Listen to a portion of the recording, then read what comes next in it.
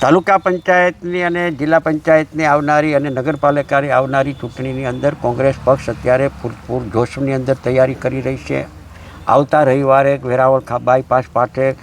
All India એઆઈસીસીના મહામંત્રી અને ગુજરાતના પ્રભારી મુકુલ વાસનિકજીના વરદ હસ્તે જિલ્લા કાર્યાલયનું ઉદ્ઘાટન પણ કરવા જઈ રહ્યા છીએ, જેમાં અમિતભાઈ ચાવડા અને તુષારભાઈ ચૌધરી વિરોધ પક્ષના નેતા હાજર રહેવાના છે. અને આખા જિલ્લામાંથી ના લોકોને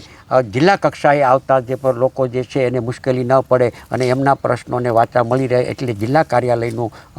કાયમી માટે એક ઉદ્ઘાટન કરવામાં આવી રહ્યું છે, શુભારંભ કરવામાં આવી રહ્યો છે. અને સ્થાનિક સ્વરાજની ચૂંટણી લાગે વળગે છે ત્યાં સુધી ઉમેદવારો પણ અત્યારે બધા સમિતિઓને પણ જાણ કરવામાં આવી છે. તાલુકા ચૂંટણી સમિતિની બેઠકો મળશે, એ બેઠકોની અંદર જે કોઈ ચૂંટણી લડવા માટે ઈચ્છુક છે એ ઈચ્છુક લોકો પણ બહુ સ્પષ્ટ છે કે જે લોકો જીતી શકે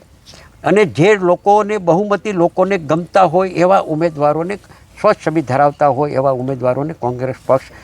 ચૂંટણી લડાવશે. અને એમાં ખાસ કરીને પાર્ટી દ્વારા પણ જાહેરાત કરવામાં આવી છે કે આ સ્થાનિક સ્વરાજની ચૂંટણીઓની અંદર યુવાન લોકોને પણ 50% જેટલી તકો આપવામાં આવે એ પ્રકારે પાર્ટીએ પણ એક રણનીતિ નક્કી કરી છે. અને આવનારા દિવસોની અંદર સૂત્રાપાડા તાલુકામાં જે જિલ્લા પંચાયતો અને તાલુકા પંચાયતોની જે બેઠકો છે એ અમારા જે જિલ્લાના ઉપપ્રમુખભાઈ શ્રી ગોવિંદભાઈ ભોળા, પ્રમુખ શ્રી ભગીરથભાઈ અને શહેર પ્રમુખ નગરપાલિકાની ચૂંટણી પણ આવી રહી છે, એ બધા ભેગા થઈ અને આવનારા દિવસોમાં સ્થાનિક સ્વરાજની ચૂંટણીઓની અંદર પણ લોકો થાક્યા છે, ગળે આવ્યા છે.